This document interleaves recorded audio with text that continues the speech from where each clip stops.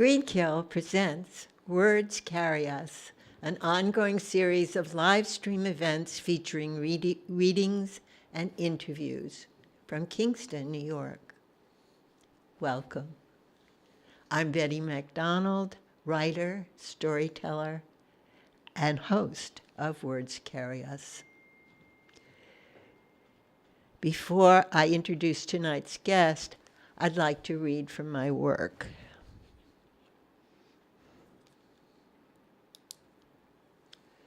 My first piece is Smells Like Money.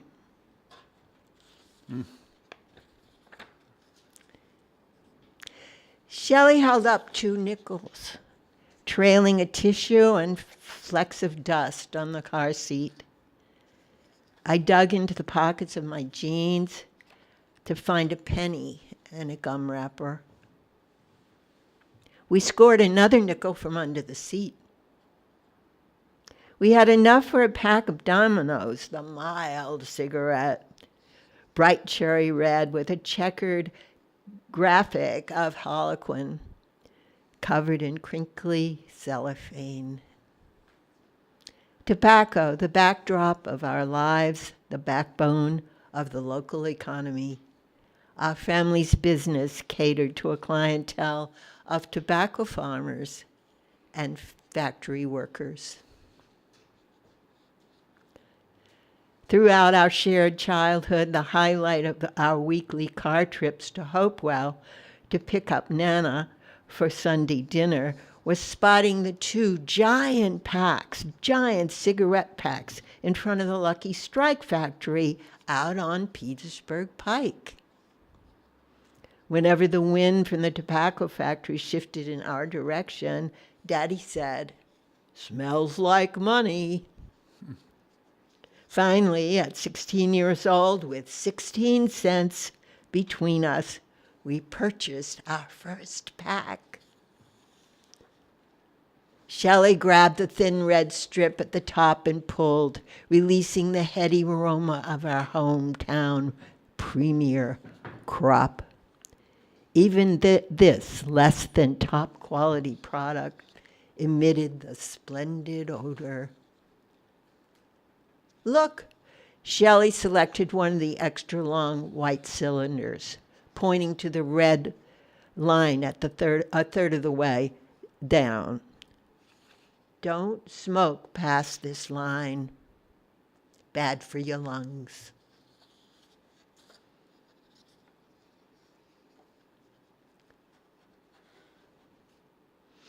This is called As We Turn Into the Driveway. As we turn into the driveway, our voices rose. We each uttered a sound. Hers, a murmur of disgust at the neglected, wild, overgrown landscape. Mine, an exclamation of delight as the approach of the car flushed out a cloud of fireflies who rose like tiny, flickering stars from the brambles and weeds into the descending darkness, into the dusky air.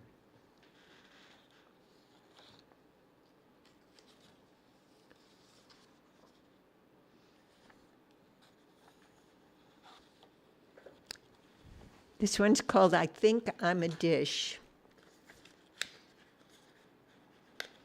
Taken from real life. Thanks to feedback from friends, I feel pretty good about how I look. That is, until there's a reality check involving a photo or a mirror. Recently, a magazine geared to those of us who have attained and passed the age of 50 that launched a search to find older models, women and men, to represent those over 50 who look good in their golden years. To my chagrin, the results of their search were presented in a photo essay. They had found the 5 or 10 people from 50 to 90 with firm chin lines who were also miraculously wrinkle-free. What about the rest of us? What about those of us who are doing our best without resorting to plastic surgery, Botox, and those wonder creams that keep popping up online? What did Ellen DeGeneres do to look better, younger, prettier at 56 than she did at 25? And did it hurt? Were little knives involved? Or bandages and weeks of sequester? Are there scars?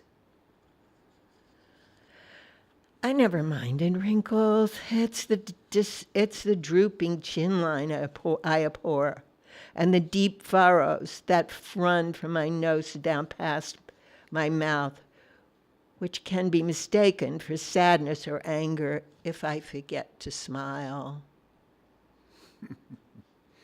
Gail Godwin, the celebrated novelist, once called those lines that run from the corners of the mouth to the chin the Charlie McCarthy look, based on the ventriloquist dummy famous in the 1940s and 50s.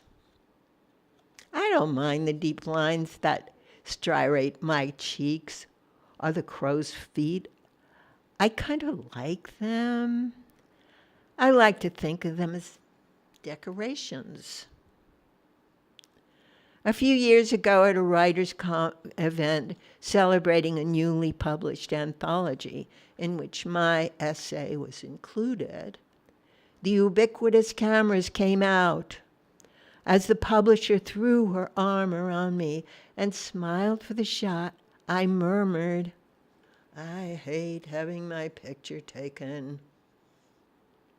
"Why?" she admonished. "Because I think I'm a dish."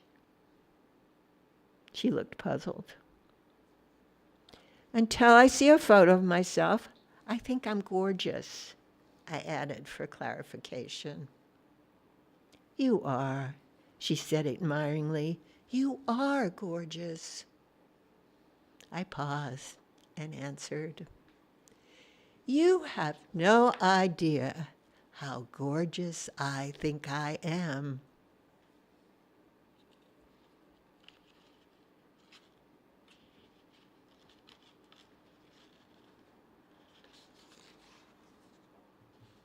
This is called Niger seeds for the finches. Yesterday, I put out Niger seeds for the finches.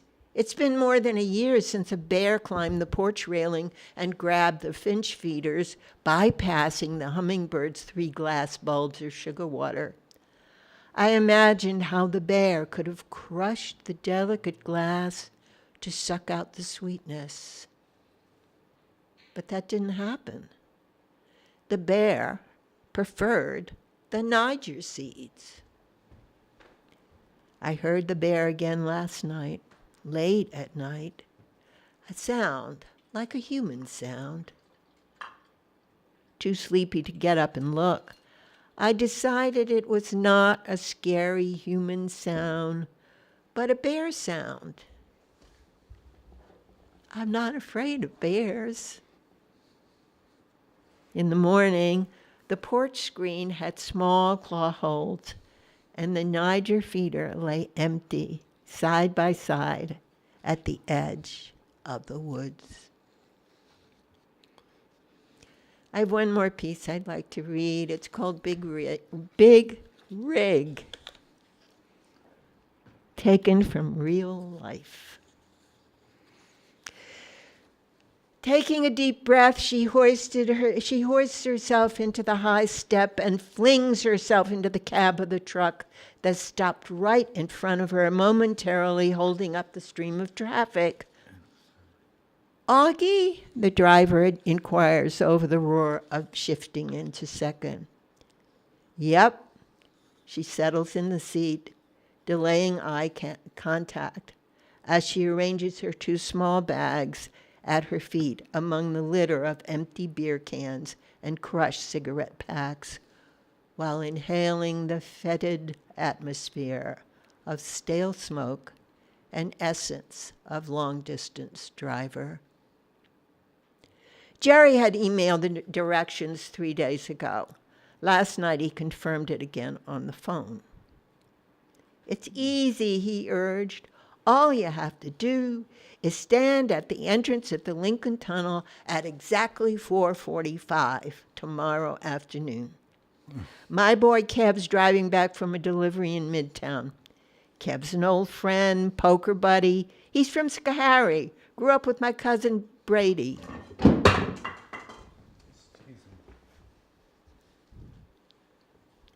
Keep going. Sorry. Okay. I'm not done. I lost my voice. He's driving a big rig, red and yellow, mostly yellow. Associated Trusted Industries in giant blue letters on the trailer. You can't miss it. You absolutely cannot miss it, he said, hoping he could calm her fears with the absurd idea of her not recognizing a yellow, red, and blue tractor trailer bearing down on her as it approached the Lincoln Tunnel. How will he ever see me?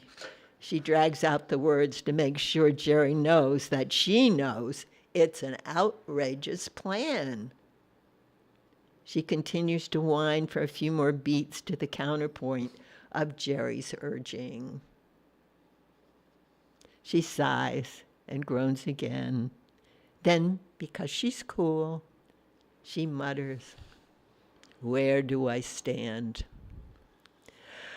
There's a little cement island just before the main road and the alternate road converge. You'll see a sign, green, I think. Something about calling a number. Pausing, his voice trailed off. If you're suicidal or need a friend, or something like that, wishing he hadn't brought up the message on the sign. Be there at exactly 4:45. You'll be fine, don't worry. His voice slippery with assurance. It's foolproof, he says. Kev's a buddy, totally reliable. He'll pick you up, and the next thing you know, you'll be right here in Greenville. Easy peasy, no worries. No worries. Jerry's voice echo in her ears as she attaches the seatbelt and lets out her breath. You're Kev, she asks at last. It was too late if he wasn't. She'd already buckled herself in and gotten comfy. Yup, he nods as he steers the big rig into the tunnel. So, Nice. It was even good with the wine bottle dropping. my guest tonight is Richard Kroehling of the dropped bottle. Richard Kroehling, he has a fancier resume. Richard Kroehling is a multidisciplinary artist, film director, multimedia maker, painter, and poet. Richard's largest body of work includes feature films, mainstream television, nonfiction, extensive video art, photography, poetry, and installation media art. Richard's works have been exhibited at film festivals, art museums, galleries, and networks around the world. Roger Ebert called Richard's film entitled After among the best films of 2024. Welcome, Richard Kroehling. Oh, I'm saying it wrong. Kroehling. You got it right, yeah. O-E umlaut. So tell me something about your work, and when did you start? Okay. I would first like to before I get into the things I do in the bio, it called it a multidisciplinary artist. I want to just read a little paragraph here about where I think we are now in human history and what it means to create something and how does one create something with these conditions. And I call it, we're on the hinge. We're on the hinge of human history, where we have this world that's inundated by an imagery and idea riot. We are left with spectacles, Super Bowl Sunday, assassinations, earthquakes, millions of selfies, surveillance videos, Super Bowl Sunday, 20-second self-promotion, iPhone clips, shared weather events, streaming of mass murder shootings in mall parking lots, and sweet cat moments. This image-driven tsunami, this idea overly structured, narrowing by the elites have left us in this feverish world, ever challenged with all of this incredible data, how to interpret it and how to understand it.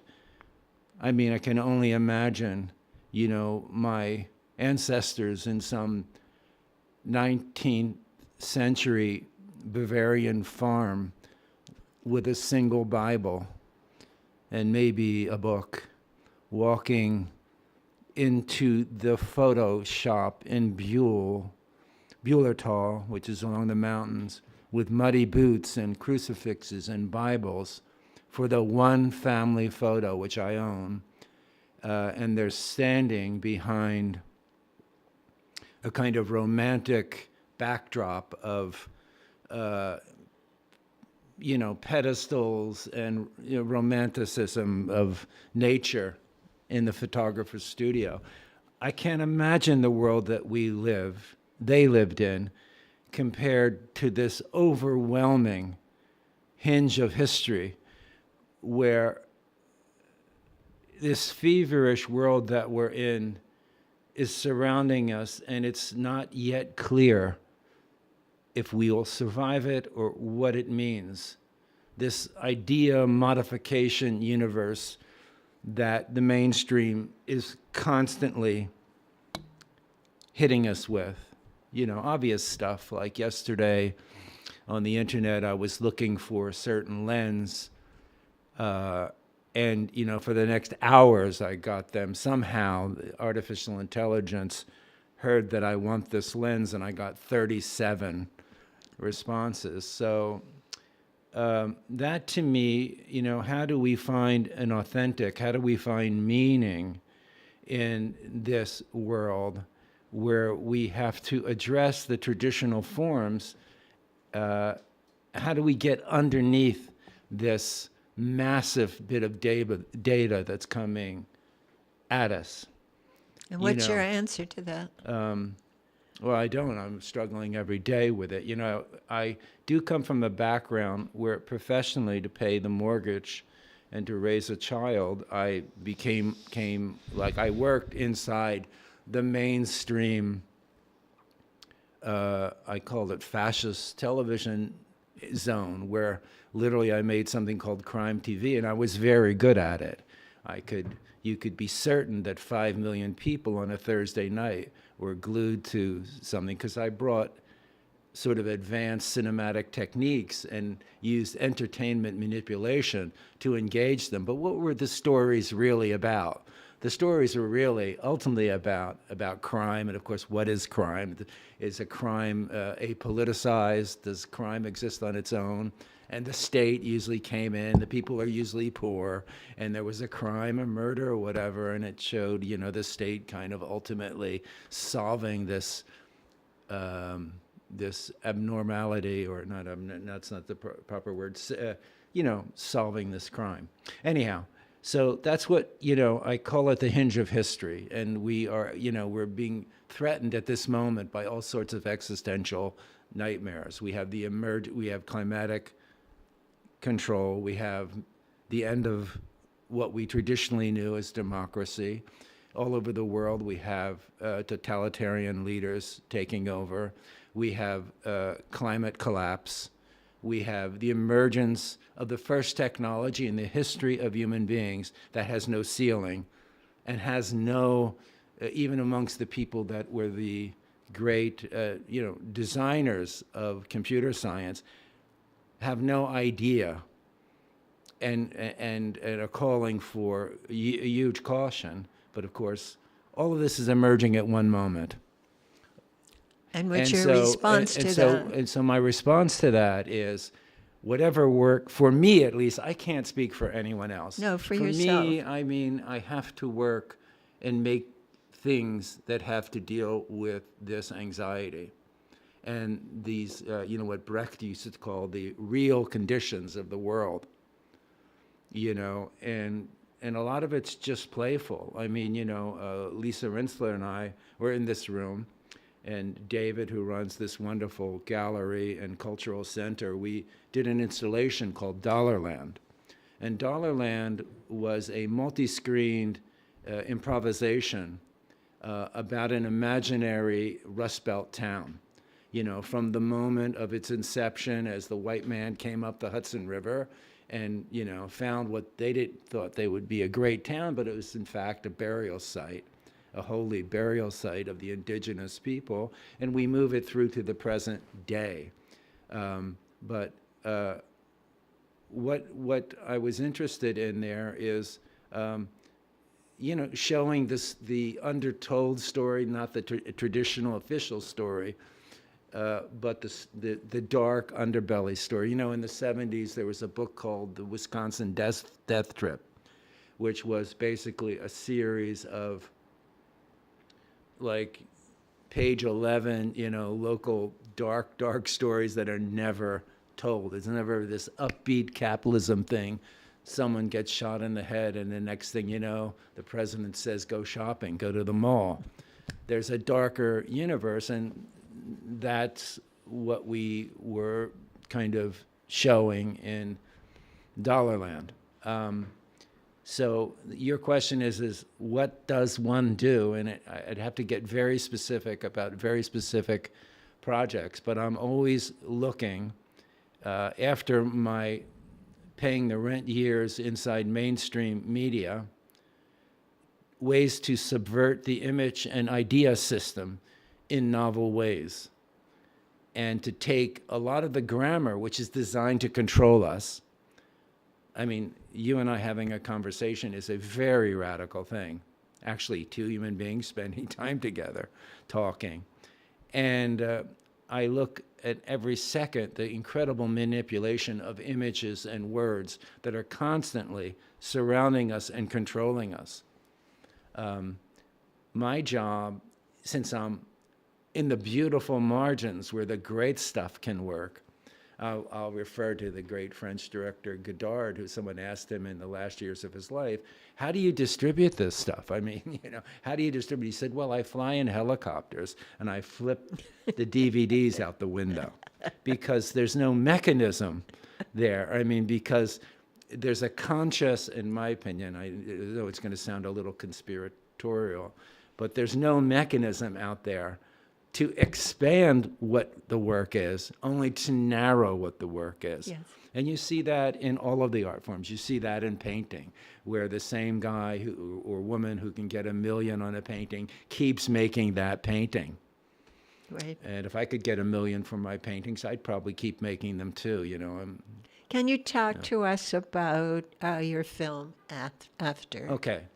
After, the film is called After, and we initially called it After. The subtitle was Bringing the Dead Back to Life.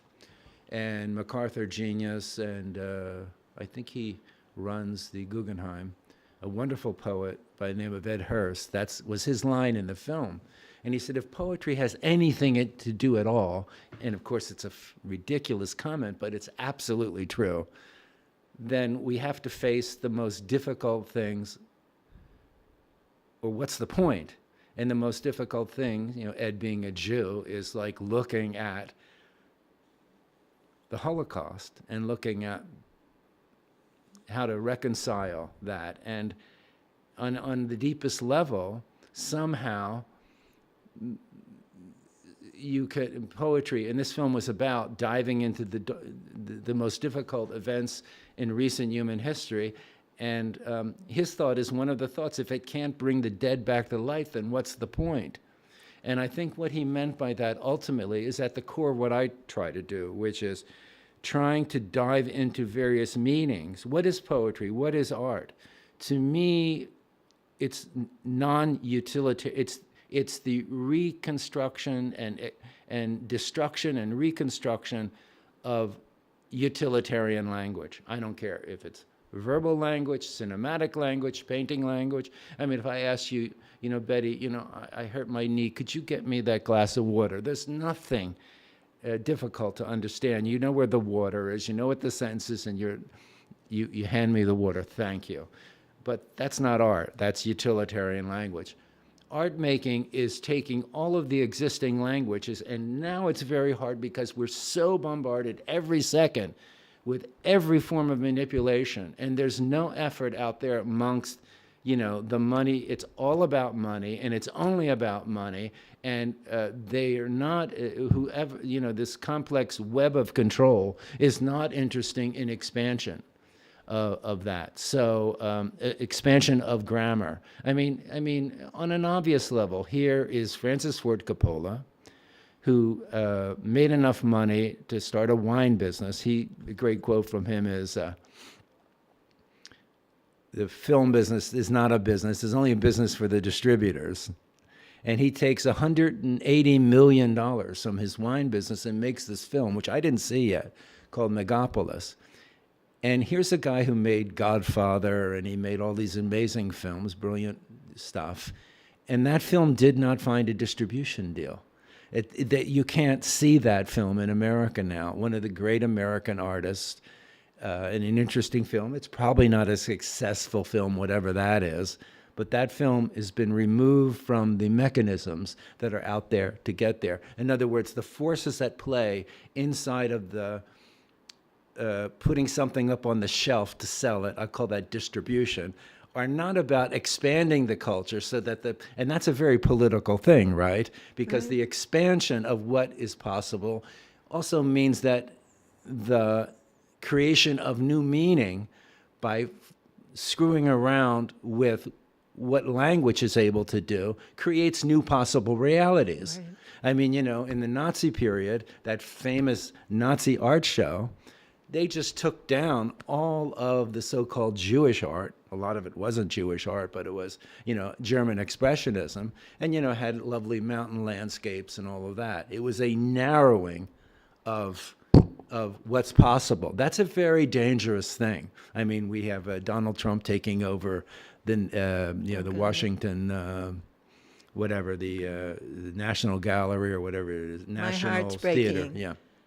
Tell me about... So that's the challenge, is trying to find a way, without any hope of getting this stuff seen on the margins, but trying to make art that has a political and an expansive dimension. Is this film after, like your is that being conversations and your poetry. distributed? Oh, yeah. We got very lucky. That film, like you said, by major critics. I mean, Molly Haskell, the renowned feminist critic that the New Yorker loved it. We have 3 pages of incredible reviews and reject it right one after another with distributors. Francis Ford Coppola, I'm not putting myself on his level, didn't get any distribution either. Well, we just won a festival in Montreal. Lots of festivals stayed away from us because of the whole polarity we're living in and the whole issue between Israel and Gaza and the questions around there. Will it be released here? Well, I don't know. We're just signing a distribution deal with a really wonderful distributor called Grasshopper, which they did the Robert Frank film, and they do some you can tell by the body of work. And I also know who they are and who they grew out of. all distributors will take your film, you'll sign the contract, and that'll be the last you'll ever see them. It's a completely corrupt world. So are you I like them a lot. Are you saying that you don't know if I it don't know will- what's going to happen. So right now, I mean, the film is being shown at galleries, museums, and Grasshopper's taking it over. They control the North American rights. My German executive producer, who ran the German film business on and off for years, it's great because it leaves him free to, for instance, I only cared about eyeballs with this film. Like, for instance, ZDF and French television are now together. That's, if they can get it to them, millions of people will see it on the Thursday night. So, and what I tried to do in that film is exactly this. I've always been very moved by the marriage of text and imagery, moving imagery.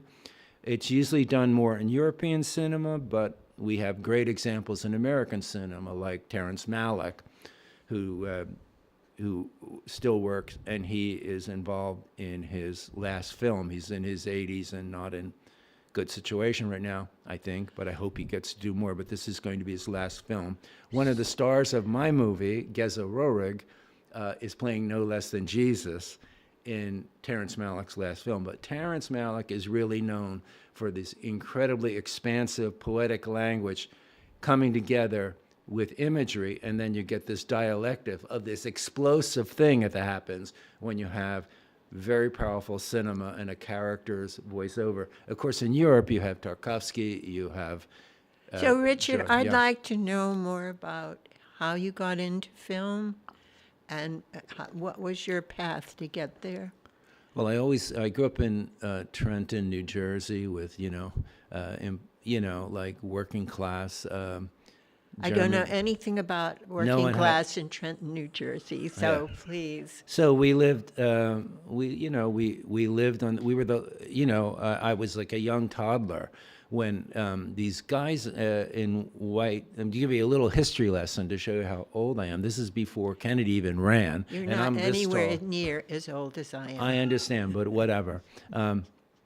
It's probably 1961, something like that. I'm like a toddler, and guys in suits, white, and I hear the older boys saying, "It's the John Birch Society. Get them off the effing street." And there were garages at the end, and they all ran up for stones and pipes at the end of the street. The street was all Jews, all Irish, all Italian, all working class. And at that time in America, they were Democrats, before the Democrats went in another direction. And these were right wing, these were the rich, these were the Protestants. Remember, these are all Catholic, ethnic, or Jews. And working class Jews were never right wing.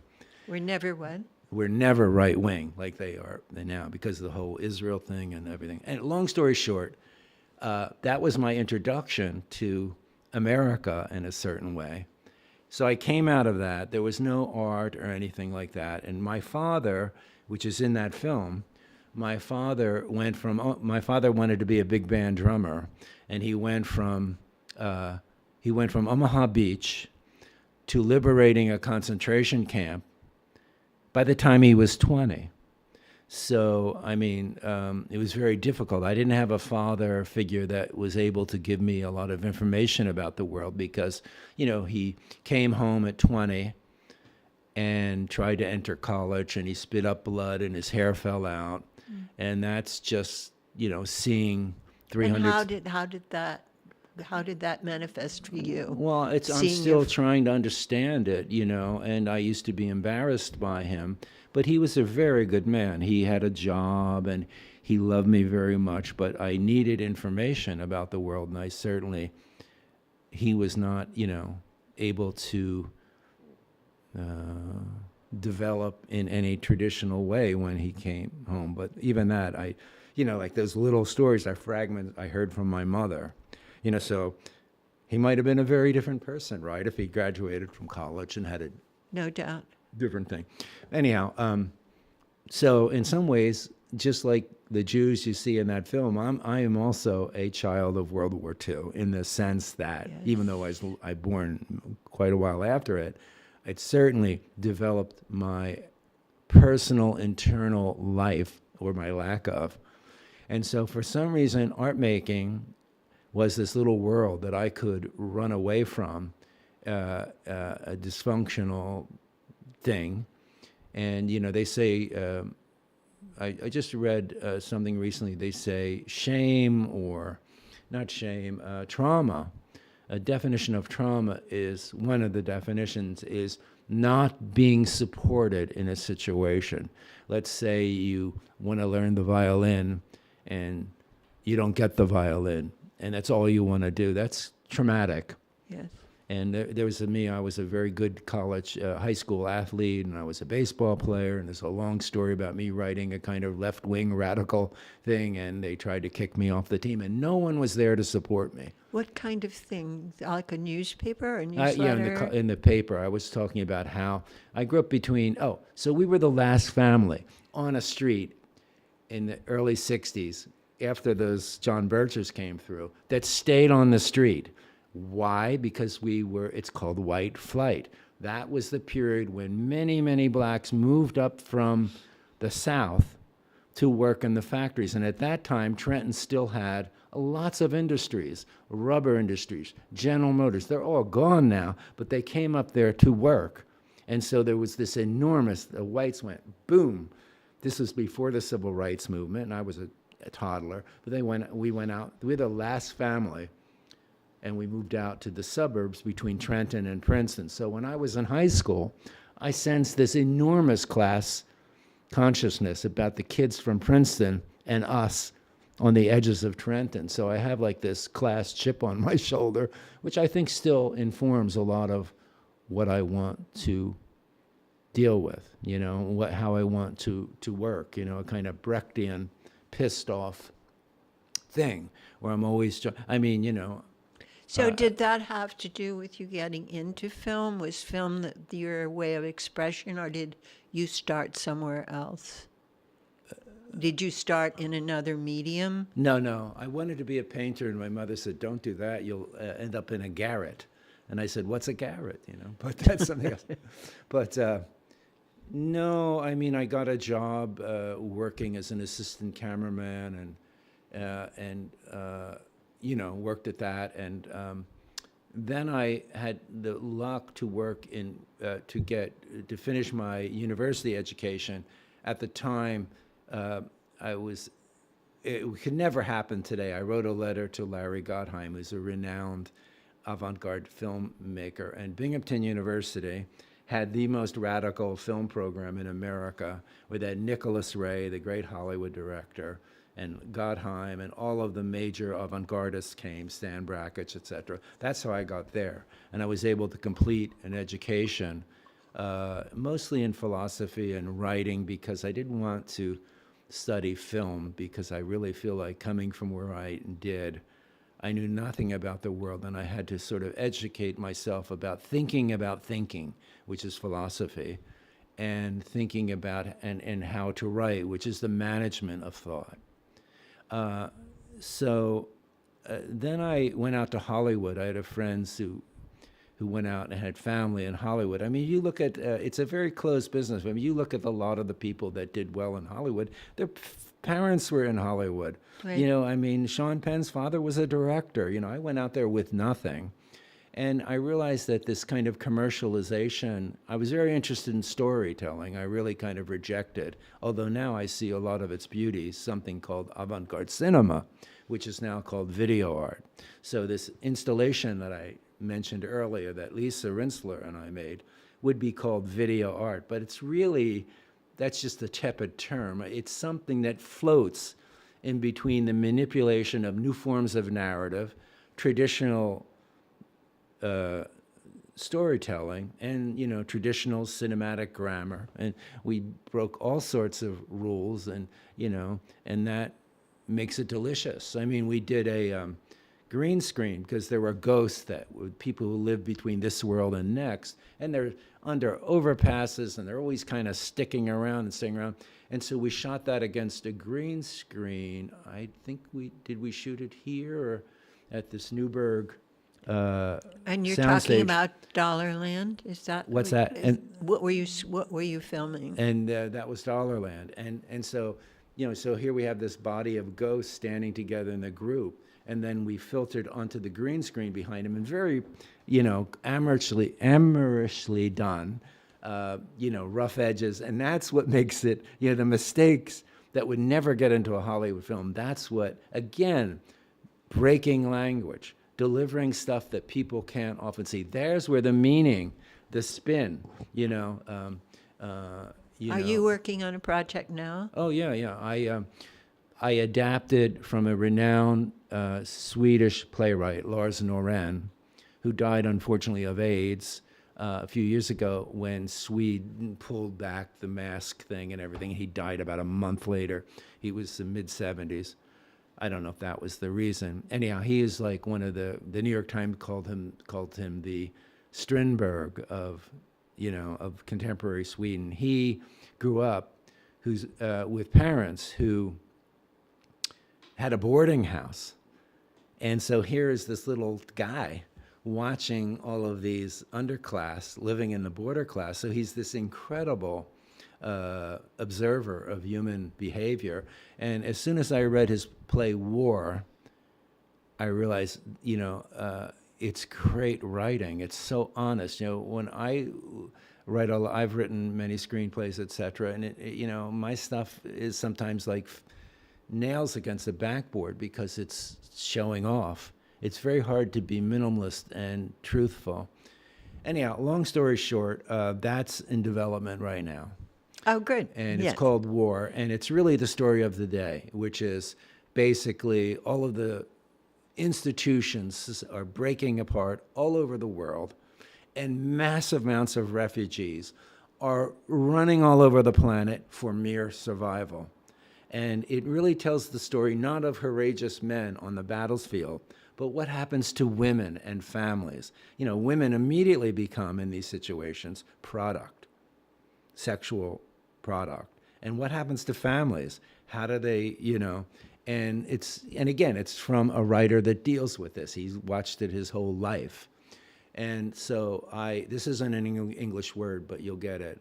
I had to cinematize a play that was the characters only had A, B, C, D, and E, and there was no description. They just talked to each other. So there were a lot of clues inside the talk, that I turned into motion, movement, action, etc. And I have great faith. One of the producers in Lars von Trier's brilliant film called Melancholia has gotten on board. But again, what I said before, here's a world we're living in that Francis Ford Coppola can't get his movie in a theater. It ain't easy getting that money to get the money in place to do this film. And, do it modestly, but still modestly is serious money. It's, not serious, it's a So whole what's thing. the progression at this point? What is that? Where is it at this point? The point is we have all of the team in place.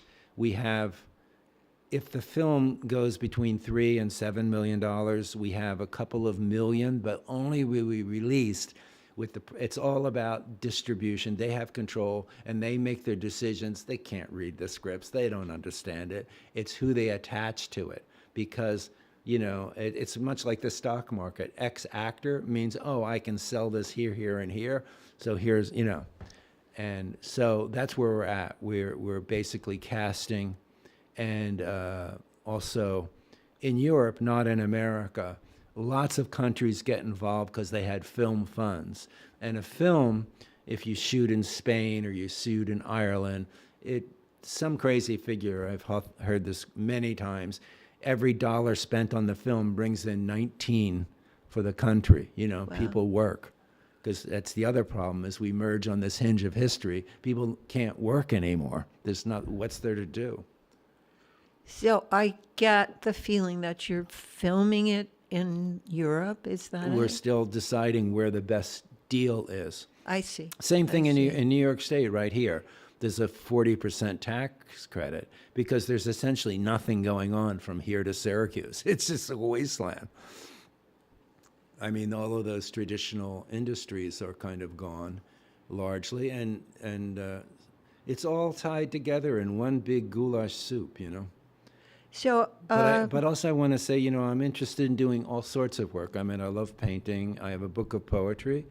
It's called Cine Poems, and it's being designed now in Mexico. And Kenneth Wapner and Sam Truitt helped me with it, and you know, so I'm excited about that as well.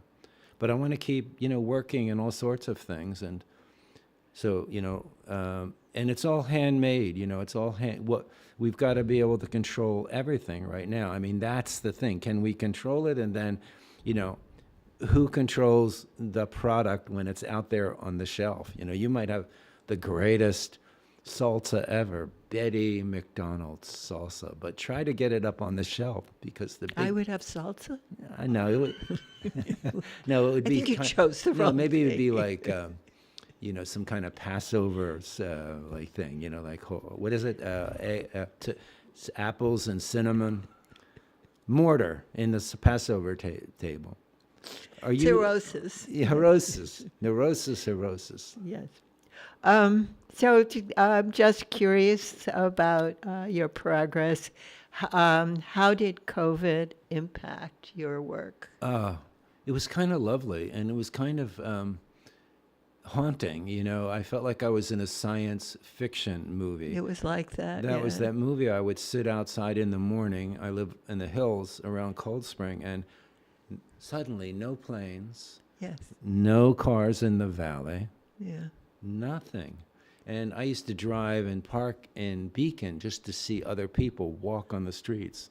It's kind of frightening. I hope it doesn't happen again. I hope not. Yeah. But it certainly changed us. What's that? It certainly, that experience. Yeah, it was amazing. I think we changed don't even, us. and like that thing about meaning again. How does meaning? We get all this data, but we certainly don't know we don't know what 9/11 meant. We certainly don't know what the pandemic meant. You know, but what a shock, you know. I mean, there was that, you know, people say, you know, a lot of anger and confrontation about the CDC and blah, blah, blah, but no one knew No one in the knows. first year. And no one knew how bad this can get. I mean, viruses can exist that could take way more amount of people than this. So, and all Yes. that death, I remember my creative friend Lisa, you know, sent me back video of people being buried in Van Cortlandt Park, you know, like mass, and you know, like refrigerated morgues. I mean, Yes. we were in a whole different situation, you know.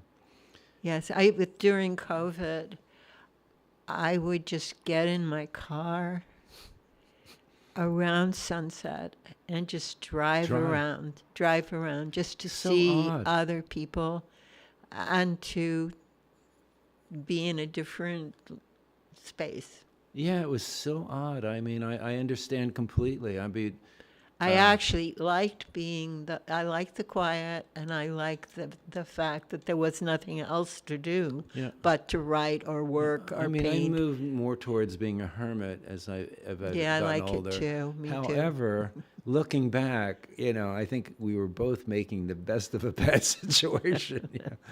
Exactly. Yeah. But I would just I got get some in. work done. I made, you know, a couple of movies. I also made Dollarland during that time, you know, and I have another feature film, which I did with Florencio Lozano. It's about a middle-aged woman who impulsively leaves her marriage, and it's called The Art of Disappearing. And the log line would be, she hits the road and the road hits back. Yes. And she's a fantastic actor. She was in Narcos. And who is that? Who's that? Florencio Lozano. Oh, And, yes, I saw her in your film. she's fantastic. And I have not crossed the Rubicon with that. I mean, again, it's such a new form. It's half new cinema. It's half novelistic. There are Yes. chapter headings. And I'm Yes. trying to figure out, I want this film seen. Her performance is incredible. I mean, it's a little, uh, it's seriously beautiful, but it's in no way, this mainstream thing that people are going to kind of get. Although it's got, and the subtitle is A Woman's Life in 31 Scenes. Did you write that script? Pretty much, yeah. And again, it was very rock and roll, the script. It wasn't like I was, we would just work on things. And sometimes we would do a scene where Lisa's shooting, Florencia is in the bed talking to someone on the phone. And, there I am with the microphone taped to my ankle and me batting lines back and forth off camera. I mean, but that's the beauty of cinema. This whole thing of like 150 people waiting for lunch. No wonder all those films stink. Richard, I need to bring this to a close. I wonder if we've left anything out. Is there something you wanted us to cover as we sign off? One idea I just want to, because maybe some artists are listening. One idea that I work with a lot is an idea called enabling constraints. In other words, when you finally get around to it, and you've made a lot of mistakes, which I have, and things that are sort of unwatchable, you start realizing the beauty of having these constraints and being able to define the constraints, because that's where That's where the again, creativity comes in. And the other two words I'd like to introduce to this conversation is enabling constraints and indeterminacy. There's so much that's coming at us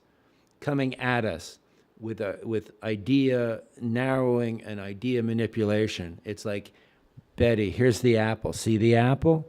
Where are you in that? Nowhere. You're watching the apple. So a job of any artist, and I don't care what form it is, whether you're Arvo Part making this gorgeous symphony or a painting, is to provide some indeterminacy. But that is allowing the audience into the thing so that they can interact and co-create a reality. Or else you're just getting fed, Right. hey, here's the apple. So they're the two things. How do I work with my constraints and go crazy with those constraints and make the viewer think, oh my God, he's so great. Well, I just, use the constraints. And two, indeterminacy, subjectivity in the world where science has moved us, and I'm not against science, moved us into this reductionist, minimalist understanding of the world. But science has also taught us that the observer and the observed are part of the same thing. Yes. And that's what I want the work to say. If you watch a Godard film, it's like, he's never not there. Right. That's all I have to say. What a pleasure that would be to watch your Godard film at this point. Well, pleasure. Well, Richard, it's been a pleasure to have you here. Well, and what a to great thing listen. you're doing. And David here at the Greenkill Gallery, what you talk about a subversive thing, a conversation? Come on. An enabling constraint. 2 concert, music stands and 2 microphones. Thank you. Right. Oh, David has excellent equipment. Well, thank you so much Thank for you, Richard. inviting me. And David, thank you. And It's Greenkill. been a pleasure to speak with you. Well, thank you. Tonight's guest on Words Carry Us from Greenkill has been filmmaker Richard Kroehling. Presently in the gallery at Greenkill is the work of Karen Jensen and David Gonzalez, on exhibit through April 26th. Exhibition hours are from 3 to 5:30 p.m. Tuesday through Saturday. You may make special appointments by calling 347-689-2323. Located at 229 Greenkill Avenue in Kingston, New York, Greenkill is a public arts performance, education, and gallery space. For more information about exhibitions as well as live stream and live audience events, email us at 229greenkill@greenkill.org. As always, we are grateful to David Schell, who organizes and directs and makes things happen here at Greenkill. Our thanks go to Shirley Hoffman Warren, who composed and performed our musical theme, assisted by recording engineer Jason Warren. Many thanks to you for tuning in and watching us on YouTube. Again, our guest tonight on Words Carry Us live stream from Greenkill has been filmmaker Richard Kroehling. I hope you've enjoyed Words Carry Us from March 28th, 2025. I'm your host, Betty MacDonald. Greenkill out.